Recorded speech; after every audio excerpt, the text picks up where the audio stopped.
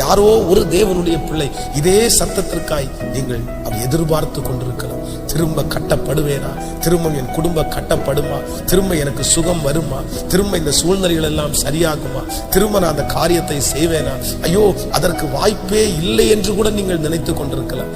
ஆனால் ஆண்டவர் இன்றைக்கு வாக்கு கொடுக்கிறார், இல்லை, நான் விழுந்து போன தாவீதின் கூடாரத்தை திரும்ப எடுப்பித்து கட்டப்போகிறேன். விழுந்து போன உன்னுடைய வேலையை திரும்ப நான் கட்டப்போகிறேன். விழுந்து போன உங்களுடைய குடும்பத்தை திரும்ப கட்டப்போகிறார். விழுந்து போன உங்கள் சந்தோஷத்தை திரும்ப கர்த்தர் கட்டுவேன். அது நடக்காது என்று பலர் சொன்னாலும், இஸ்ரவேல் ஜனங்களைப் போல உங்களுடைய இருதயம் சோர்ந்தே போனாலும் கர்த்தர் இன்னொரு விசை உங்களுக்கு வாக்கு கொடுக்கிறார். சீக்கிரமாய் திரும்பவும் நான் உன்னை அந்த ஸ்தானத்திலே வைப்பேன். அந்த காரியத்தை நான் செய்து முடிப்பேன். உங்கள் இருதயம் கலங்கவே வேண்டாம். ஆண்டவர் உங்களோடு கூட இருக்கிறார். அவர் உங்களை கைவிடவே இல்லை.